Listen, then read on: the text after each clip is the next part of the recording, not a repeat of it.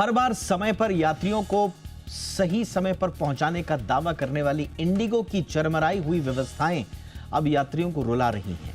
संकट इतना बड़ा है कि 2 दिन में 3000 से ज्यादा फ्लाइटें प्रभावित हो चुकी हैं और यह सिलसिला अब भी जारी है। डीजीसीए के दखल के बाद कंपनी ने जो सफाई दी है वो किसी के गले नहीं उतर रही।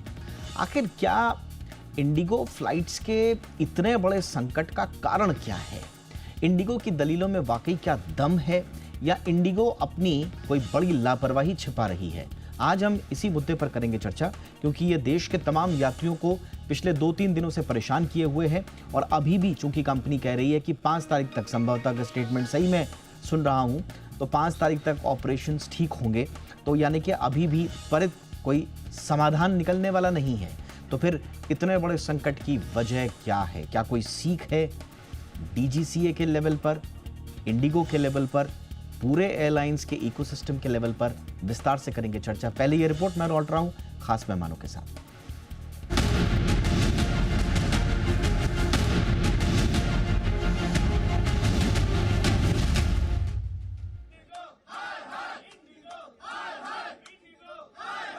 देश की सबसे बड़ी एयरलाइन इंडिगो इन दिनों अपनी सबसे बड़ी चुनौती से जूझ रही है।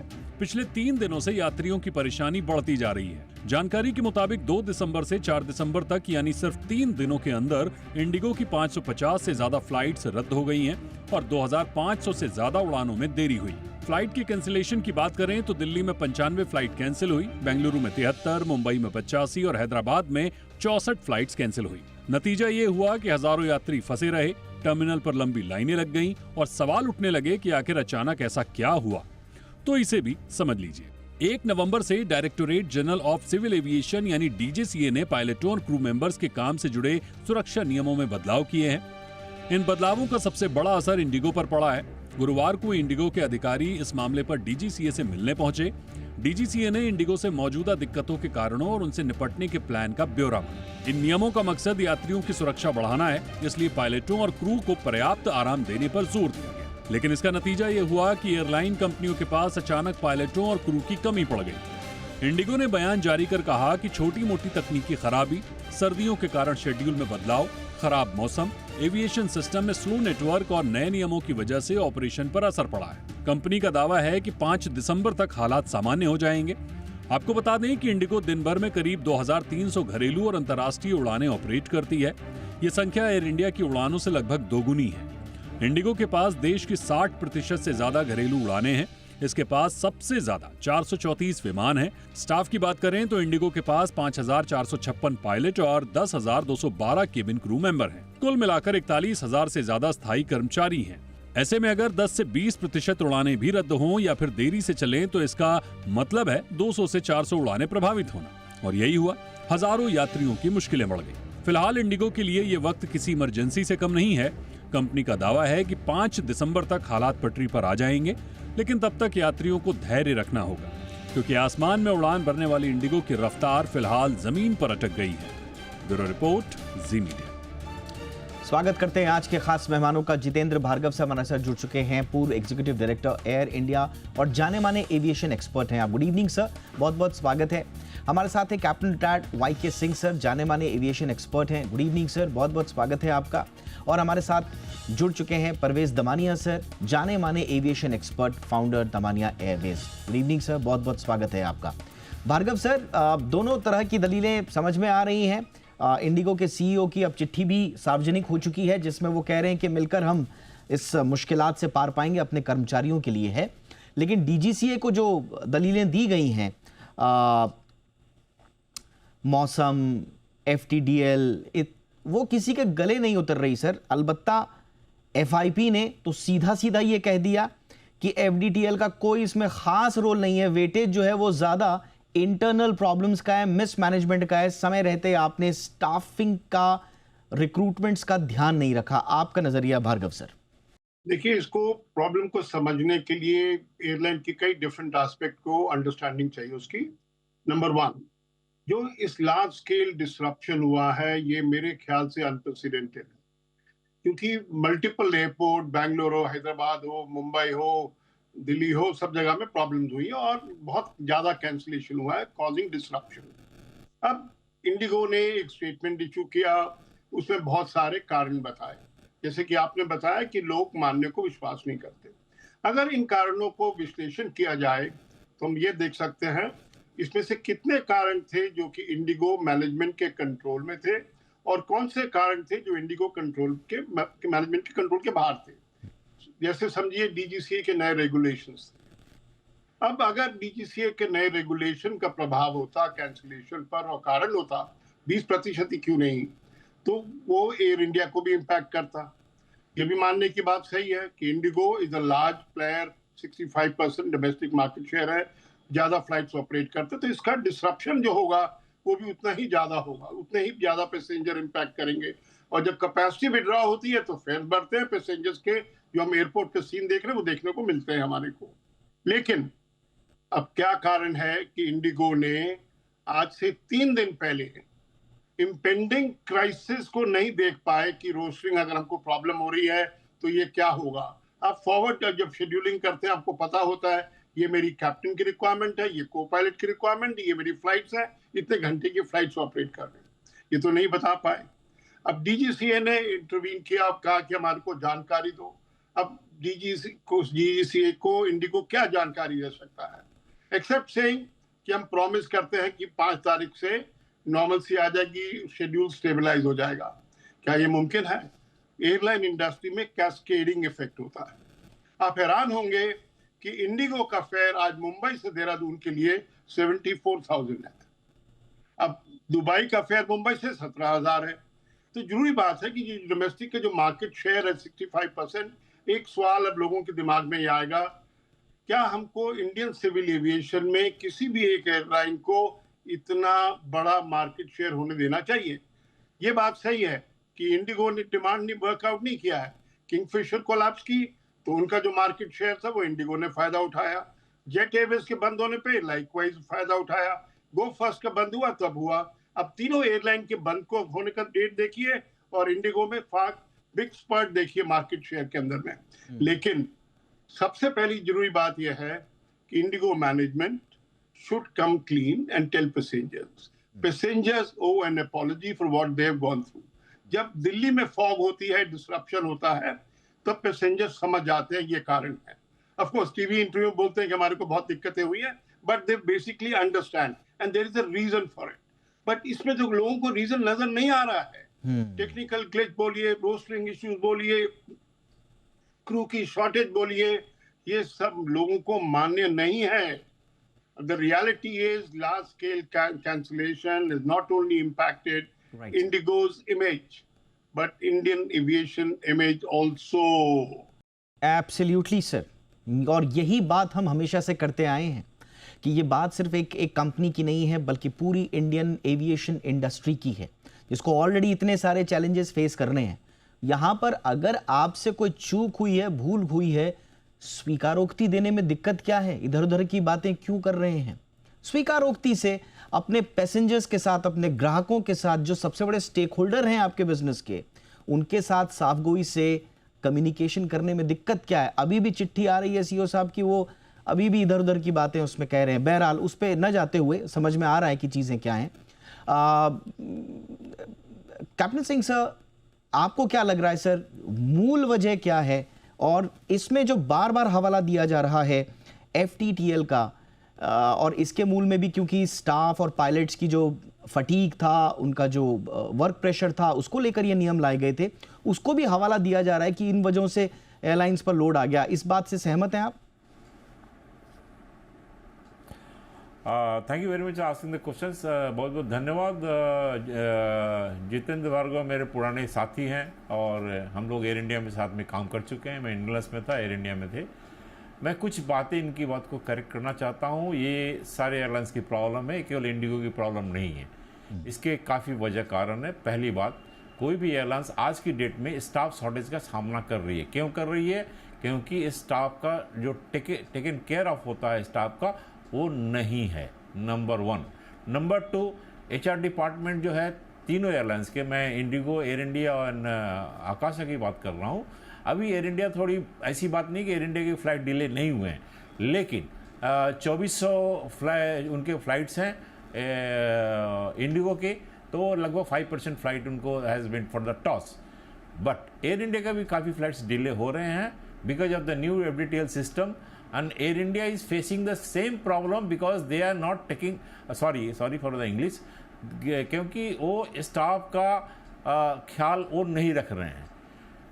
इन एयरलाइंस ने एक नया एक फंडा बना लिया है, हायर एंड फायर, छोटी छोटी बातों पे निकाल देते हैं, लेकिन वो ह्यूमन बीइंग है, केवल क्रू का फेटिक नहीं है, ये स्टाफ का भी फेटिक हो रहा है। एक जो काउंटर पर काम करता है, केबिन क्रू को छोड़ छोड़ के जा रहे हैं।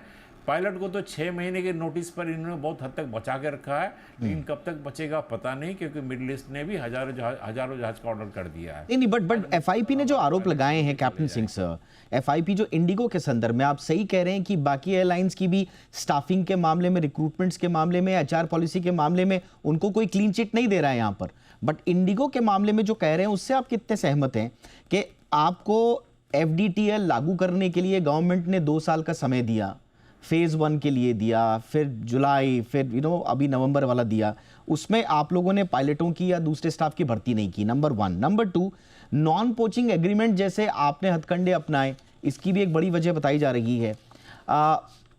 पायलट वेतन की बात आ रही है, सैलरी फ्रीज जैसे टर्म्स हैं, आप उसमें हम पुष्टि तो नहीं कर सकते कि सैलरी फ्रीज थी या नहीं, इस पे तो हम नहीं जाएंगे, बट आरोप लग रहे हैं कि पायलट्स का वेतन जो है वो फ्रीज था, टॉप मैनेजमेंट के लोग बड़े बोनस ले रहे थे।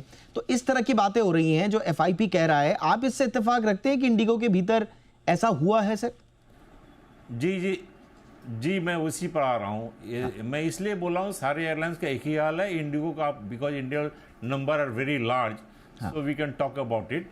लेकिन ये प्रक्रिया चालू हुई पिछले 10 साल से, 2 साल से प्रक्रिया चालू नहीं हुई है। FIP went of the court, क्योंकि आईका का एक डॉक्यूमेंट आया था जो मैंडेटरी है अबाउट एफडीटीएल, और उस रिपोर्ट पर हमारी डीजीसीए बैठी रही, हमारे एयरलाइंस उसको मैनिपुलेट करते रहे। जब एफआईपी कोर्ट में गई, कोर्ट का 8-10 साल पहले जो है एक डिसीजन आया कि इसका स्टडी किया जाए। करेक्ट। इसको लिए कोर्ट में डिले करते रहे। 2 साल पहले कोर्ट का फाइनल वर्डिक्ट आया कि नहीं, इसको इंप्लीमेंट करना है। 2 साल पहले जब ये सर्कुलर आई, ये हमारे एयरलाइंस ने कार्टेल बना के फिर एडीजीसी के ऊपर प्रेशर डाला, मिनिस्ट्री से प्रेशर लिया और इसको डिले करते रहे। नंबर 1। नंबर 2, मुझे जस्ट 30 सेकंड दे दीजिएगा जी, संक्षेप में। एक क्रू जो है ह्यूमन बीइंग होता है, हाँ सही बात, एक क्रू एक ह्यूमन बीइंग होता है। आज की तारीख में even with the revise FDTL, वो हफ्ते का 110 से 120 घंटे का ड्यूटी टाइम कर रहा, not the flight time, duty time. जब भी आप ये ड्यूटी रिपोर्ट करते हैं, देन योर ड्यूटी स्टार्ट्स। जी, is it humanly possible to continue forever? Answer is no. Got it sir, got your points sir, बहुत इंपॉर्टेंट पॉइंट्स हैं ये, जो एक एब्सोल्युटली एक एम्प्लॉई के लिहाज से, चाहे वो पायलट हो या बाकी स्टाफ हो, उनके इंपॉर्टेंट है। दमानिया सर, बहुत संक्षेप में, before I go into the break, DGCA का यहाँ पर जिक्र हुआ, आप देखते हैं कि डीजीसीए की निगरानी में भी कोई खामी रही?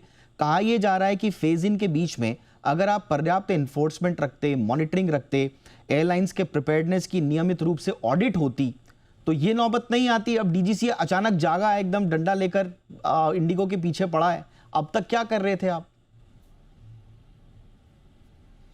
देखिए, ये flight duty time limitations has been there forever, this is not nothing new, and airlines have to follow the rules applied by the DGCA. देखिए, here I think one of the major issues poor planning. आपके पास कितने जहाज कौन से महीने में आने वाले आपको 1 साल पहले मालूम रहता है, और वो जहाज के लिए कितने पायलट लगेंगे, कितने को पायलट लगेंगे, ये भी आपको पहले से मालूम है। ये इंडस्ट्री ऐसा नहीं है कि आपको जनवरी में 2 जहाज आने वाले तो उसके बदले 12 जहाज आ गए। So everything is known from months in advance, may be years in advance. तो आपको अगर मालूम है कि जनवरी 2025 में इतने एयरक्राफ्ट आने वाले, फरवरी 2025 में इतने, तो then you can plan induction of pilots accordingly. अगर आपको लगता है कि भाई we will not be able to get these many pilots, we will not, so then you slow down your induction, because pilots are a very critical part of the industry. और experience pilots को ऐसा नहीं कि market में जाके आप खरीद लो या ज़्यादा पैसे दे दो तो मिल जाएंगे। देखिए, experienced pilots का all over the world there is a huge shortage. So I think one of the main reason is proper planning. और ये बार क्या हुआ, apart from flight duty time limitation implementation, shortage of pilots, some problem at the airport, everything is snowballed. ये snowball effect हो गया. और दूसरी बात, एक बात याद रखिए कि अगर आपका पहला फ्लाइट, देखिए प्लेन दिल्ली से निकलता है या मुंबई से निकलता है, उसके बाद अहमदाबाद जाता है, अहमदाबाद से बैंगलोर जाता है, बैंगलोर से चेन्नई जाता है, तो अगर आपका पहला फ्लाइट डिले हो गया या पहला फ्लाइट कैंसिल हो गया तो automatically there is a snowballing, पहले फ्लाइट के बाद 6 फ्लाइट ऑटोमेटिकली डिले होने वाले हैं. So I think there is a snowballing effect. लेकिन इसमें एक मेजर प्रॉब्लम कहाँ है, व्हाट आई एम रीडिंग, इसके IndiGo has not bothered to keep the passengers informed. देखिए इसको कोई एक्सक्यूज नहीं हो सकता. आपने पैसेंजर को इन्फॉर्म नहीं किया, ये हाई के सब I saw the videos. If they had kept the passengers informed, treated them better, applied whatever DGCA norms are, 2 hours this much, 4 hours this much, 5 hours this much. So if they were looked after, informed well in advance that the flight is going to be delayed, इतना confusion नहीं होगा. Very important point. मुझे लगता है इस पूरी बहस का सबसे important point ही यही है जो अभी दमानिया सर ने कहा कि जो भी संकट है उसके पीछे के कारण जो भी हैं, जो भार्गव सर ने भी कहा, एटलीस्ट आप उनको तो बताइए जो पैसेंजर्स हैं. एक छोटे से ब्रेक लिए मैं रुक रहा हूं, क्विकली कुछ और सवाल लेंगे हमारे तीनों मेहमानों से.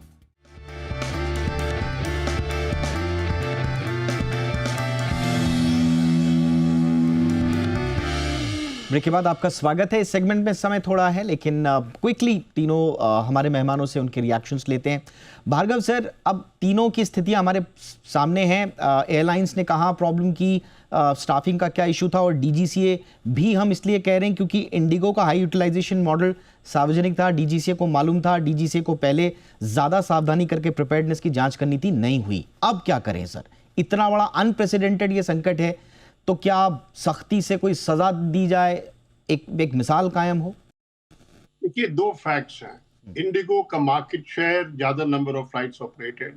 Second, profitable airline. अगर कोई एयरलाइन प्रॉफिटेबल होती है उसके पीछे रीजन होते हैं. It's a very lean fit management system that they have. उनके पास बहुत ज्यादा सरप्लस पायलट्स नहीं. अब जब ये डीजीसीए के रेगुलेशंस के इम्प्लीमेंटेशन डेट आई, ये तो पब्लिक में सब नॉलेज है कि कोशिश की एयरलाइंस ने एक बार डीजीसीए से एक बार फिर एक्सटेंशन लेने की, जो कि नहीं मिला. स्वाभाविक है कि समय कम था, लेकिन जैसा कि मैंने पहले कहा और परवेज दमानिया जी ने भी कहा, कम्युनिकेशन वाज द की. ये आपको जो प्रॉब्लम थी, you should have foreseen the problem coming, कि ये प्रॉब्लम आने वाली है, उसका ये चीजें हैं. पैसेंजर्स को अलर्ट करो, दूसरी एयरलाइन के साथ टाई अप करो कि हाँ भाई अगर हमको यहाँ प्रॉब्लम आ रही है. Containing the problem was important. अब जैसे कह रहे हैं कि हम 5 तारीख तक शायद सारे शेड्यूल उनका स्टेबलाइज हो जाएगा. हाँ. अब नंबर ऑफ पायलट तो जल्दी नहीं मिलते हैं ना, they are working it out. अब यही सिंसियरिटी के साथ में, रादर देन सिंसियरिटी चाहिए होगी. बिल्कुल sir, sorry to interrupt sir, मेरे पास वक्त इतना ही है. कैप्टन सिंह सर, जो लीन वर्कफोर्स की बात सही सर ने अभी बोली, क्या एयरलाइंस डेलिबरेटली लो हेड काउंट रखती हैं, लीन मैन पावर पॉलिसी रखती हैं, और अगर ऐसे ही चलते रहा तो फिर भविष्य में भी इस तरह के संकट आएंगे? कैप्टन सिंह. जी हाँ, मैं सहमत हूँ इनके बात से, लेकिन एक बात मैं बताना चाहता हूँ, लीन वर्कफोर्स जो है वो केवल स्टाफ के लिए होती है. मैनेजमेंट का आप I am very sorry to say Air India का मैनेजमेंट देखिए, it is a very high headed, and उनके खर्चे देख लीजिए बॉस. ये जो स्टाफ की बात करते हैं कि भाई लीन है, बॉस आज की तारीख में एक नॉर्मल पोर्टर को जहाँ एयरपोर्ट के अंदर भेजने के लिए 1.5 से 2 महीने टाइम लग जाते हैं. सिस्टम ऐसा, हमारे लॉ ऐसा, रेगुलेशन. ओके, हम रेगुलेशन. तो आप कह रहे हैं कि लीन वर्कफोर्स के पीछे थोड़ा सा सिस्टम भी जिम्मेदार है, तो उन सब पे दुरुस्त करना होगा. Damania sir, as a passenger अब मैं क्या एक्सपेक्ट करूं सर? अब कौन जिम्मेदार, क्या डीजीसी अपनी जांच करके बताएगा? भाई, the passenger is paying whatever fare you are demanding. आप 10,000 लिखते मुंबई दिल्ली तो लोग 10,000 देते, 20,000, what ever. So passenger should get value for money. You cannot take the passenger for granted. आपको भाई, you want to run a lean airline, that is great. You want to be profitable, that is fantastic. We all support the fact that airline should make money. But if you make it so lean that there is a pilot shortage and because of that flights getting cancelled and the whole system is collapsing, that is not acceptable. See, senior pilots are very, very expensive. So airline क्या चाहती है, जितने कम senior pilots हो उसमें अगर मेरा काम चले तो अच्छी बात है, but not at the cost of the standard service and hurting the consumer. Absolutely. You should take care of the consumer. At the end of the day सारी बात है कंज्यूमर के साथ इतनी होना चाहिए. आज जगह जगह फंसा हुआ कंज्यूमर जो है, यात्री है, वो ठगा हुआ महसूस कर रहा है, रो रहा है. इमरजेंसी में लोग घर जाना चाहते हैं, कोई ऑप्शन नहीं बचा. तो कुल मिला के एक और बार हम तो कहेंगे कि धोखा हुआ है ये. अब इसके पीछे कौन कारण है, कौन जिम्मेदार है, ये डीजीसीए बताए जांच करके. बट इसमें ऐसा लगता है कि लापरवाही हर स्तर पर है. एक चर्चा में शामिल होने के लिए आप तीनों का बहुत बहुत शुक्रिया. Damania sir, thank you so much. Captain Singh sir, बहुत बहुत शुक्रिया. जितेंद्र भार्गव सर, बहुत बहुत शुक्रिया आपके समय के लिए. शो में इतना ही. इजाजत दीजिए. देखते रहिए जी बिजनेस. नमस्कार.